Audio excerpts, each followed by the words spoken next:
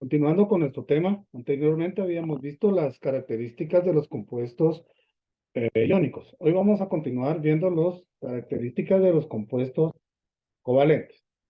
Los compuestos covalentes son aquellos en los que los átomos se enlazan mediante enlaces covalentes. Es decir, entonces, que los átomos comparten electrones. Algunas características de los compuestos covalentes son las siguientes. Una, se forman entre los elementos no metálicos. Ya dijimos que los elementos no metálicos son aquellos elementos que tenemos en nuestra tabla, en donde están los metaloides, otros no metales, halógenos. Ahí es donde se van a ir formando estos elementos. No se disocian en soluciones acuosas. Dos, son sustancias moleculares, es decir, están formadas por moléculas discretas. Tres, presentan generalmente puntos de fusión y ebullición muy bajos en comparación con los compuestos iónicos. Recordemos que los compuestos iónicos sí eran muy elevados en este sentido. Cuatro, son solubles en líquidos no polares, como el cloroformo y el benceno, que esos son compuestos orgánicos. Nosotros no los miramos aquí ni en química ni en ciencias naturales. ¿Por qué? Porque ya son compuestos más complejos, pero no son solubles en agua. Cinco tienen una tendencia baja a conducir electricidad. La naturaleza química de los compuestos forman el compuesto la naturaleza química de los átomos que forman el compuesto determina sus propiedades químicas y físicas. Es importante entonces, jóvenes y señoritas, destacar que las propiedades de los compuestos covalentes pueden variar dependiendo de las características de los átomos que forman el compuesto y del tipo de enlace covalente que se establezca. Muy bien, continuando entonces con nuestro tema, tenemos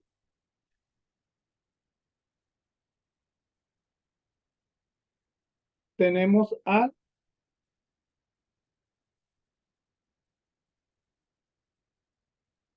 la estructura de Lewis para representar un enlace químico. Esto sí es muy importante que lo sepamos porque nos va a ayudar a ver elementos químicos y cómo se pueden ir a hacer los enlaces covalentes iónicos.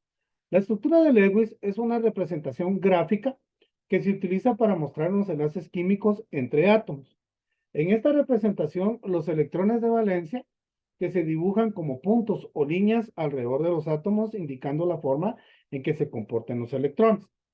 Para dibujar una estructura de Lewis vamos a tener cierto procedimiento. Uno, primero, se describe la fórmula química del compuesto que se quiere representar. Dos, se determina el número de electrones de valencia de cada átomo que intervienen en el enlace. Tres, se dibujan los átomos y se indican los electrones de valencia de cada átomo. Cuatro, se unen los átomos mediante líneas para representar los enlaces covalentes.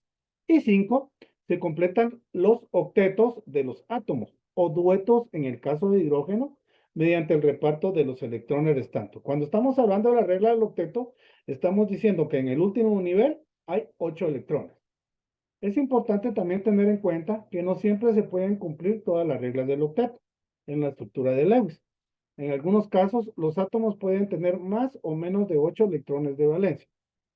Por lo regular tienen 4, 6, 7, y entonces ahí ya no se cumple esta regla. Haciendo un pequeño resumen, entonces decimos que la estructura de Lewis es una herramienta útil para representar los enlaces químicos de forma visual y comprender mejor la estructura de los compuestos covalentes. Veamos algunos ejemplos de ellos.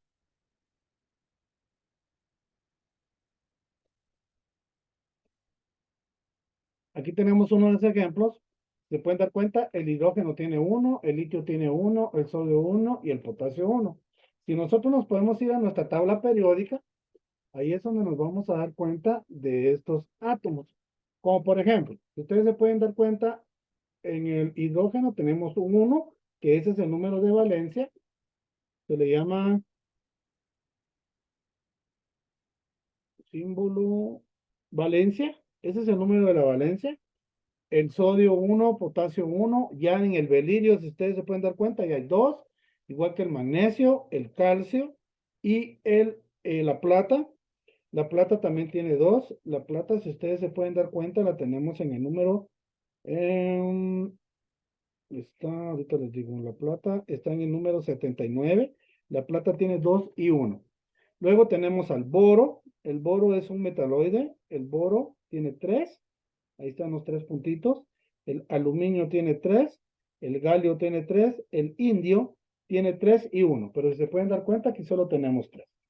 Para ver que se cumpla la regla de Lotecta, aquí les tengo un pequeño ejemplo. Aquí está un ejemplo. Tenemos el cloro. Cloro 2.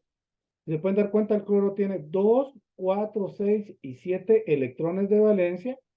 Y el otro tiene también 1, tiene 2, 4, 6 y 7. Cuando queremos hacer un enlace entonces entre estos dos compuestos, lo vamos a marcar aquí.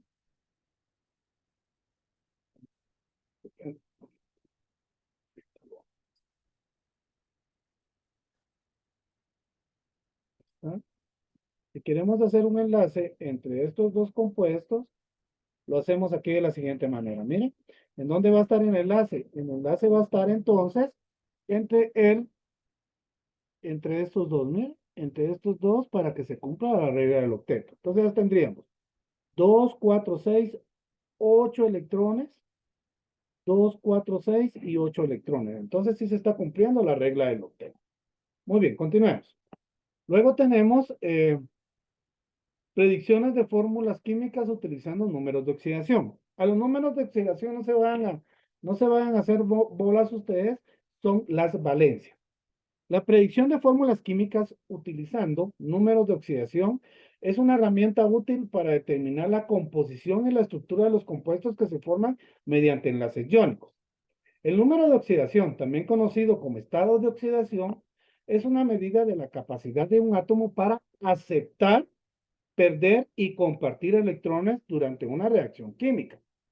La suma de los números de oxidación de los átomos que se combinan en un compuesto debe ser igual a 0. En el caso de un compuesto neutro, al igual a la carga del ion compuesto en el caso de un compuesto iónico. Neutro significa que no tiene cargas, ¿verdad? Y iónico, pues si tiene cargas positivas, que son los cationes, y negativas, que son los aniones.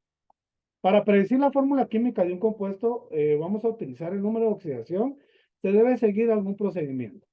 Primero, determinar el número de oxidación de cada elemento que participa en la reacción.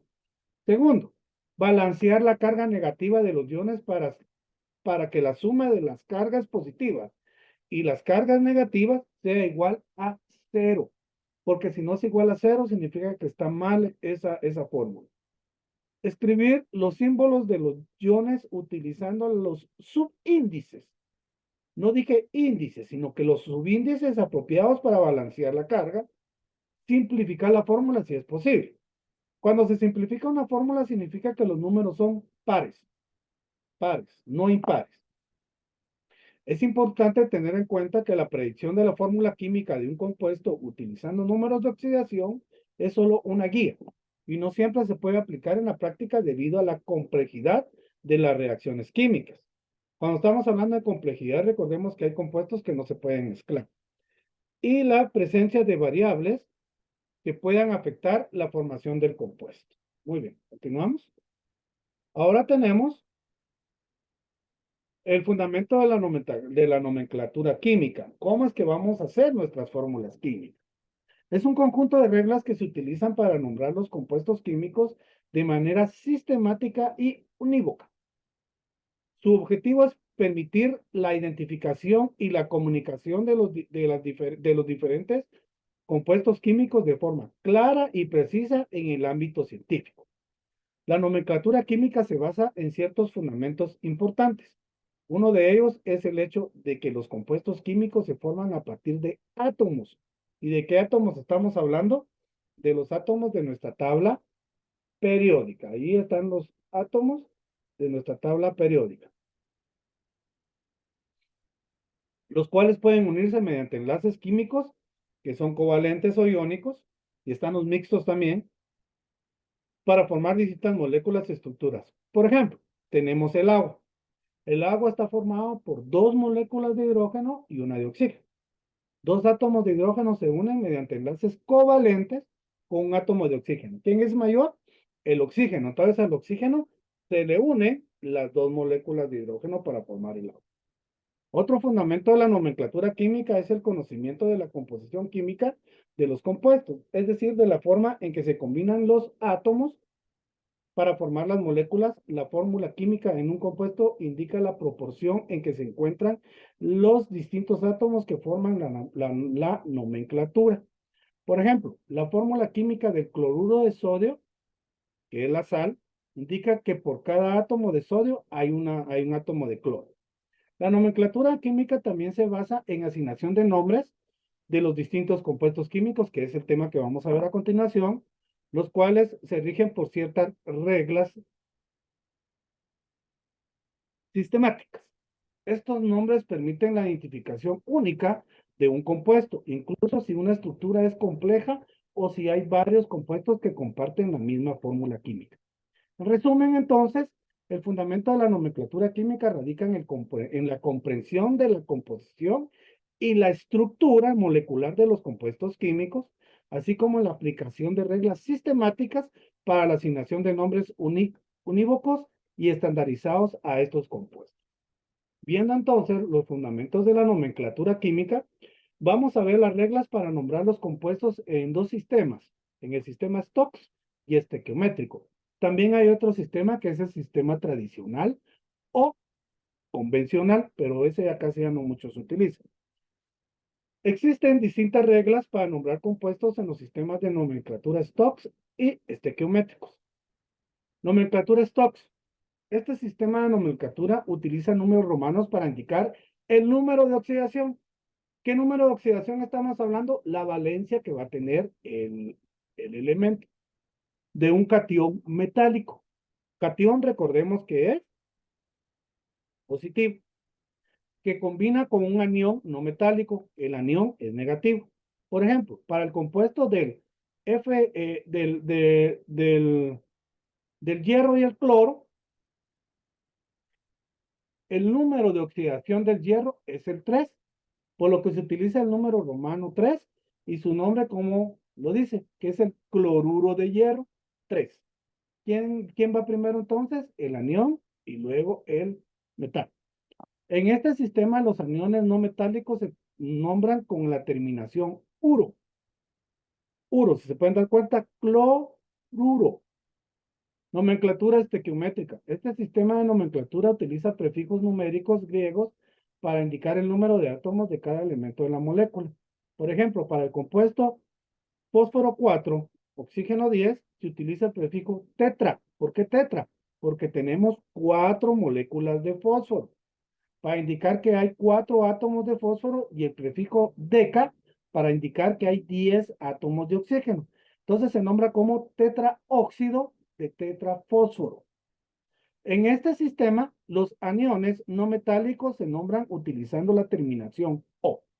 Es importante también tener en cuenta que estas reglas pueden variar libremente dependiendo del tipo de compuesto y del contexto en que se utiliza. Además, existen otros sistemas de nomenclatura como la nomenclatura tradicional que también se utiliza para nombrar compuestos químicos. Muy bien, es así entonces como terminamos este tema. Muchas gracias.